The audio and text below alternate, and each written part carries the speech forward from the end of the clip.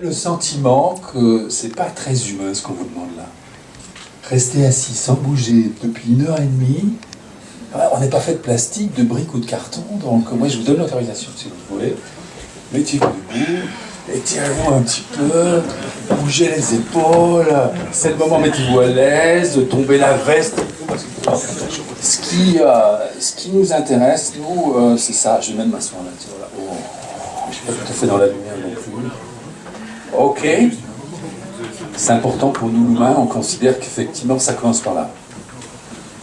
Merci, DJ. Eh bien, ça commence par là et je vais donc vous poser une question. On vous a parlé beaucoup, on vous a donné des chiffres, on vous a posé des questions, mais je vais faire comme les autres parce que tout commence avec une question. Vous pouvez me dire si vous connaissez quelqu'un qui a des difficultés à trouver un job qui le satisfasse pleinement. Ça vous dit quelque chose, ça? Vous connaissez quelqu'un comme ça? Ouais, levez la main, levez la main. Ceux qui connaissent quelqu'un qui est dans cette situation-là. Ouais. Ah oui, nous, on s'est tous retrouvés à un moment dans cette situation-là. Ceux qui portent ce projet aujourd'hui, on est maintenant une dizaine de personnes, ils sont présents dans la salle. Je suis simplement leur porte-parole. Deuxième question, est-ce que vous croyez que demain, ça ira mieux? Est-ce que plus facilement, ils vont trouver un job qui permet de les satisfaire? Ceux qui croient ça, vous pouvez lever la main? Ah, il y en a qui sont des optimistes, alors. Ah, mais c'est formidable. Et c'est quoi vos solutions, alors? Vous en avez, déjà? Ah ouais, vous attendez nos solutions. Ok, bah oui, forcément. Ah donc, d'emblée, vous nous faites confiance. Ah, c'est génial, c'est le mot formidable qu'a utilisé Olivier tout à l'heure, une formidable équipe. Bah oui, effectivement, on s'est posé la question. Et c'est pas seulement une croyance, pour nous, c'est vraiment un désir. Ça, c'est ce qu'on voudrait. Alors, on a analysé donc la situation. Et parmi tous les chiffres auxquels on a été confrontés, on en a retenu deux. Deux chiffres et un bateau. Bah oui, parce que le bateau, c'est quoi? C'est la métaphore de l'état des organisations aujourd'hui. Alors ça, c'est une traduction d'une étude réalisée par la Gallup Organization sur l'ensemble de la planète. Et je vous donne les chiffres spécifiques pour la Belgique. Si toute une organisation était un bateau avec 10 rameurs, il y en a un seul qui est en train de ramer à fond. Ah, il va à fond, lui, pour amener le bateau dans le bon sens. Il y en a 7 qui, de temps en temps, attendent que ça se passe, de temps en temps, rament dans son sens, mais parfois dans l'autre aussi. Et puis il y en a 2 derrière qui, eux, avec la même énergie que celui qui est devant, rament à contre-courant. Ils sont activement désengagés. Et puis alors le pilote, là, il commence à se rendre compte que le bateau, non seulement il n'avance plus, mais il se met à reculer. Il commence à paniquer. Il se dit, qu'est-ce qui va advenir de ma situation? C'est moi qui suis supposé donner les ordres, montrer la direction, mais le bateau, il va dans l'autre sens. Qu'est-ce qu'il fait avec ça? C'est un capitaine. Un capitaine. Ça, c'est la situation d'aujourd'hui. Okay. Deuxième, le chiffre. 1 tiers. Ça, c'est pour ceux qui travaillent, ceux qui sont en activité. Aujourd'hui, en Belgique, ça représente environ 6 500 000 personnes qui ont entre l'âge de 20 et 64 ans. C'est les chiffres de 2015, donc il n'y avait pas encore l'allongement de la retraite. Ça, c'est ceux qui sont en activité. Ceux qui sont en âge, d'être en activité. Parmi ces 6,5 millions, il y en a un tiers, plus d'un tiers, qui sont en fait pas actifs. Ils n'ont pas d'activité. Pour quelques raisons que ce soit. Et à quoi ils passent leur temps? Souvent, c'est d'abord à se remettre en état, parce qu'ils ont été abîmés, parce qu'ils sont en incapacité de travail, parce qu'ils en ont marre. Ils ont perdu en tout cas la confiance et la motivation de s'investir dans le système actuel, ou le système actuel ne leur donne tout simplement pas la possibilité. Ça, c'est la situation d'aujourd'hui. Et le troisième chiffre, le deuxième plutôt en l'occurrence, c'est celui dont Michel vous a parlé déjà tout à l'heure, c'est la combinaison du tiers de métier qui va être amené à disparaître et du tiers qui va être amené à être complètement remodélé. Donc, ça crée en fait là, par contre, pour nous, c'est comme ça qu'on a compris, une formidable opportunité. Mais qui va s'occuper de préparer les métiers de demain? Qui va s'occuper de donner vie à toutes ces opportunités nouvelles liées à cette formidable mutation que rencontre le monde du travail aujourd'hui? Mais ce n'est pas ceux qui sont sur le bateau, ce n'est pas ce que nous on croit. Ceux-là, ils sont déjà en train de se maintenir plus ou moins en état, mais peut-être qu'il y a des ressources à aller chercher parmi ceux qui sont justement en recherche de quelque chose, et qui ont un capital commun qu'ils partagent entre tous, ils ont du temps. Donc on est parti à la découverte de ces personnes-là, et on a identifié en fait 5 cibles. Et je ne vois pas Petit Jean, je ne sais pas où il est passé, le pauvre. Tu as vu Petit Jean quelque part? 5 types de personnes qui ont montré en fait une motivation à faire quelque chose. Tous ces jeunes étudiants qui ont mis de longues années à se former, à acquérir un diplôme et qui peinent aujourd'hui, qui répètent stage sur stage, ou des petits boulots, qui ont vraiment beaucoup de difficultés à trouver un job à leur mesure et qui ont une formidable envie de réformer tout ce système économique. Deuxième cible, malheureusement, il y en a qui ont déjà fait beaucoup d'efforts et qui se sont épuisés, qui à un moment ont craqué. Ils ont pris le temps de se soigner, de se remettre en état, mais ils n'ont pas envie de retourner d'où ils venaient. Ils veulent faire autre chose, quelque chose qui soit beaucoup plus équilibré, dans lequel ils puissent trouver du sens. Troisième cible, ceux-là, ils n'ont pas pu bénéficier de tout le reste.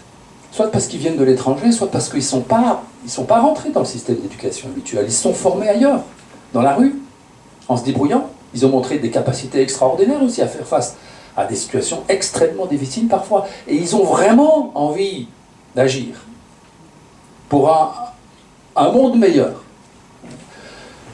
Il y a ceux-là, ceux que les psychologues aujourd'hui appellent les special brains, tous les hypersensibles, hyperactifs, peut-être hyper intelligents en fait. Tous ceux qui fonctionnent autrement et qui ont beaucoup de difficultés à s'adapter, de nouveau, à un système où il n'y a pas de place prévue pour eux. Mais ils représentent eux aussi une source de capital, d'intelligence extraordinaire. Et enfin, c'est moi, j'ai eu la chance de ne pas avoir les cheveux encore aussi blancs, mais j'ai le même âge que lui. Et en 2008, j'ai été, novembre noir, licencié. Et il m'a fallu vachement de temps avant de pouvoir me remettre en activité, à nouveau, développer quelque chose, mais j'ai dû le faire seul. Eh bien aujourd'hui, voilà, ça c'est face à toutes ces personnes, on a dit on a deux options. Qu'est-ce qu'on va pouvoir leur proposer? Soit on essaye, comme continue à le faire le système aujourd'hui, à essayer de le faire entrer dans des cases. Et il faut pousser très fort pour le faire entrer dans les bonnes cases. Et puis on s'est dit, mais ça existe, ça se fait encore, mais peut-être on peut envisager autre chose. Et si on les rassemblait tous ensemble, si on les mettait ensemble et qu'on leur donnait une nouvelle matière à traiter, si on leur permettait de penser quelque chose de nouveau et se donner les moyens d'abord de répondre à leurs besoins, pour pouvoir à nouveau se sentir motivés, et puis imaginer d'autres possibilités. Et l'enjeu pour nous, il est vraiment là. C'est que d'abord, on active les leviers de leur motivation. Et aujourd'hui, on va donc les mettre ensemble. Voilà, ça c'est la première proposition. On les dit, venez rejoindre des tribus apprenantes. Vous serez 10, issus de ces différentes profils. Et on va prendre du temps ensemble. 10 semaines d'affilée, on vous demande d'investir 10 heures par semaine de votre temps pour faire ce travail ensemble de développement personnel où l'on va amener chacun à se sentir en pleine possession de ses moyens, à activer, à répondre à ces 3 besoins psychologiques de base qui sont les leviers de la motivation intrinsèque. Savoir que je peux faire quelque chose parce que j'en ai les compétences. Et ils ont effectivement des compétences, mais ils ont perdu la confiance dans ces compétences et n'ont pas pu les mettre en application ni avoir la possibilité de développer une autonomie, faire les bons choix, sentir que les choix que je fais sont porteurs de sens et qu'il y a une possibilité de les appliquer à quelque chose. Et enfin, me sentir autre que seul, isolé, affilié à quelque chose qui est plus grand que moi et peut-être à la construction d'un nouveau système de communautés de soutien apprenantes qui vont finalement se déployer en 3 étapes. Alors, première couche, ce qu'on va appeler les tribus apprenantes. Okay, tribus apprenantes, donc je vous l'ai dit, première phase du parcours, 10 semaines. Okay. On a fait ça au sein du programme Entrepreneur. On a créé une première tribu zéro. Okay. Et entre nous, on a fait ça d'abord. On s'est intéressé au potentiel de chacun, à sa valorisation et à l'application dans le projet qu'on a décidé de porter ensemble. Et une d'entre nous déjà, Caroline, elle est là, elle est où là derrière? Elle a déjà tout de suite, au début du projet, elle était incapable de dire mais qu'est-ce que moi je peux apporter? Elle se sentait très incompétente. Elle a déjà tout de suite remonté au terme de ce parcours, elle s'est engagée dans un projet, elle est déjà passée tout de suite à la deuxième étape. Et la deuxième étape, c'est ce qu'on appelle les tribus à thème, c'est-à-dire qu'ils vont aller à la rencontre sur le terrain de toutes les initiatives nouvelles. En l'occurrence, Caroline s'intéresse maintenant à une petite structure naissante qui veut réintégrer les sans-abri dans une relation de voisinage avec avec des personnes qui veulent créer ce lien. D'autres thématiques, multiples thématiques, existent aujourd'hui. Beaucoup d'initiatives existent aussi, mais ces personnes ne se connaissent pas entre elles. Et ont beaucoup de difficultés à trouver des gens qui veulent s'investir et qui sont clairs justement dans leur valeur ajoutée, dans ce qu'ils peuvent apporter, dans leurs vraies compétences. Et on va donc mettre en relation toutes ces personnes au sein de ce réseau apprenant. Okay. Parce que ce sera ça la troisième étape finalement, c'est les mettre en lien aussi avec, une fois qu'ils ont sur le terrain validé où se situe vraiment leur valeur ajoutée et quelles sont les choses qui les intéressent, qui les passionnent véritablement, quelle que soit l'étendue de ces nouveaux métiers. Ça, je ne vais pas rentrer là-dedans maintenant, mais c'est identifier les poches aujourd'hui où il y a des possibilités de métiers nouveaux qui peuvent émerger, elles sont identifiées.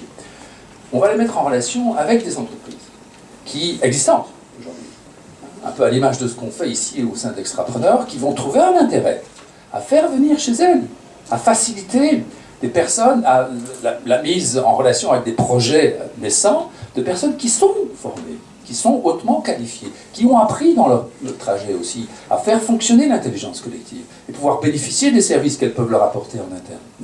Et certains d'entre eux, par contre, vont avoir envie de créer leur propre emploi, leur propre structure, comme le fait Caroline aujourd'hui. Eh bien, elles vont être accompagnées aussi par une structure d'incubation pour faciliter ce passage. Et enfin, pour les autres, qui montrent des velléités à développer tout ce qu'on appelle les métiers d'accompagnement, on va leur proposer de revenir dans le système à la source, de participer au déploiement des cellules de base, les tribus apprenantes. Et on applique en cela le modèle organique selon lequel la nature a toujours fonctionné, c'est la division cellulaire. Une première cellule se divise, et puis ainsi de suite, et on va former tout un maillage de tribus apprenantes qui vont amener un élément clé dans le système nouveau, c'est qu'au sein de la tribu, on se soutient. Et on va donc, dans la logique de cela, on va lancer, après cette première tribu zéro qui maintenant a produit ce qu'on vous présente ce soir, et il y a tout un business model, il y a des chiffres, il y a tout ce qu'il faut, donc de nouveau vous aurez l'occasion de venir le trouver après, on va lancer deux tribus. Mi-avril, on démarre avec 2 tribus, où là on fait appel donc aux autres candidats, et ça va former l'ensemble de notre écosystème. Donc ceux qu'on appelle les outsiders, ceux aujourd'hui qui ne trouvent pas leur place dans le système économique, on leur dit, venez passer au travers de ce parcours du statut d'outsider à celui de pionnier. Vous avez du temps à investir, vous pouvez en tirer une valeur, les métiers de demain, vous êtes les seuls à pouvoir vraiment vous y préparer parce que vous avez ce temps-là, pour autant que vous en ayez la motivation. Les partenaires, ce sont tous ceux qui font émerger toutes ces choses nouvelles, et je vous le disais tout à l'heure, ils ne se connaissent pas entre eux, donc on va créer des liens d'expérimentation entre eux. Maintenant, on a aussi essayé de créer une relation gagnant-gagnant avec les autres parties prenantes. Les entreprises, on en a parlé, puis surtout celles qui veulent pas rester la traîne et qui se disent mais il y a vraiment des choses à innover, et voilà, elles sont déjà présentes ici ce soir, et il y en a certainement d'autres. Les pouvoirs publics, c'est évident, parce que c'est pour l'instant eux qui prennent en charge le coût de ceux qui sont exclus du système. Et ça représente beaucoup. Hein, aujourd'hui, le coût de ceux qui sont en incapacité de travail, c'est plus important que celui du chômage. Et si on cumule tout ça, ça fait beaucoup. Donc, remettre dans une dynamique positive d'action durable, dans le long terme, oui, on a fait des calculs aussi, vous irez voir Quentin, il a fait des calculs, il y a des chiffres surprenants à vous proposer, on va faire baisser le coût de cette charge pour les pouvoirs publics. Mais tout ça va prendre un peu de temps. Pour alimenter tout ça, on a besoin maintenant de l'apport de ceux qui ont des fonds, et qui cherchent à les investir dans des initiatives qui ont un fort impact sociétal. Et nous avons effectivement cette ambition de représenter cette possibilité. Et tout est prêt. Le site internet existe, on vous remettra tout à l'heure, j'en ai peut-être là ceux qui en restent là, une petite carte, non il n'y en a plus là, mais vous la trouverez devant, que vous pouvez déjà distribuer autour de vous. Nous commençons donc, je vous l'ai dit, début mi-avril, tout est prêt. Invitez ceux que vous sentez concernés à venir nous rencontrer, l'aventure commence. Je vous remercie de votre attention.